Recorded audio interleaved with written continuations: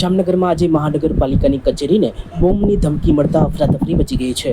Mayor મોનિકાબેન વ્યાસ, deputy mayor રાકેશભાઈ ઢેર, standing committee chairman Dineshbhai મોનાણી, શાસક પક્ષ નેતા અમરભાઈ મોદી, શહેર ભાજપ પ્રમુખ બીનાબેન કોઠારી સહિતના પદાધિકારીઓ અને નેતાઓ કચેરીના કમ્પાઉન્ડમાં એકત્ર થયા હતા અને સુરક્ષા ટુકડીઓ દોડી આવી હતી. બોમ્બ સ્ક્વોડ, ડોગ સ્ક્વોડ સહિતની ટુકડીઓ દ્વારા મહાનગરપાલિકા પરિસર તથા આસપાસના વિસ્તારોમાં સઘન ચેકિંગ હાથ ધરવામાં આવ્યું છે. મેલ આવ્યો છે. મેલના આધારે પોલીસની ટીમ તેમજ ડોગ્સ ટીમ છે એ ચેકિંગમાં સઘન ચેકિંગ કરે છે. લોકોની સલામતી માટે સ્ટાફવાળાને બહાર કાઢી તેમજ એ લોકોની સુરક્ષા માટે ચેકિંગ કરી અને જે કંઈ કાર્યવાહી થશે ત્યાર પછીનું વિગત જાણવાનું છે. બેન, કયા પ્રકારનો ઈમેલ આવ્યો હતો? બેન, કયા પ્રકારનો ઈમેલ આવ્યો હતો અને કઈ જગ્યાએ ઈમેલ આવ્યો છે? મેલ ફાયર સ્ટેશનમાં આવ્યો હતો અને ધમકીનો આવ્યો હતો કે તમારી ત્યાં બોમ્બ છે. હા, એટલે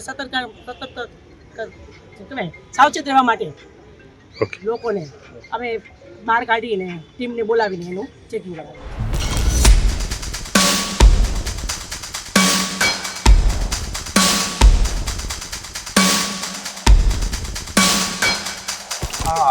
આજે સવારે કોર્પોરેશનની અંદર એક મેલ આવેલો જેની અંદર કોર્પોરેશનના પાર્કિંગ અને બિલ્ડિંગમાં કોઈ જગ્યાએ બોમ્બ મૂકવામાં આવેલો છે એવા એની અંદર માહિતી હતી અને એ માહિતીને આધારે અમે લોકોએ તાત્કાલિક સુરક્ષાના પગલાં લેવા માટે થઈ પોલીસની ટીમને બોમ્બ સ્ક્વોડ, ડોગ સ્ક્વોડ વગેરેને જાણ કરી અને તાત્કાલિક બિલ્ડિંગ ખાલી કરાવી સ્ટાફ અને જે કંઈ જાહેર જનતા આવી ચૂકી હતી, અરજદારો આવી ચૂક્યા હતા એ બધાને બિલ્ડિંગમાંથી સલામત સ્થળે ખસેડી અને અત્યારે હાલમાં બિલ્ડિંગની અંદર સુરક્ષા ચેકિંગ ચાલુ છે અને ઇન્વેસ્ટિગેશન ચાલુ છે. બધા પ્રકારનું પાર્કિંગની અંદર પણ ઇન્વેસ્ટિગેશનનું કામ ચાલુ છે વાહનોનું, અને કોર્પોરેશનના બંને ગેટ બંધ કરી અને સામાન્ય જનતાને અત્યારે કોર્પોરેશનના પ્રિમાઇસીસમાં આવવા દેવામાં આવતા નથી એમની સુરક્ષાના હેતુસર.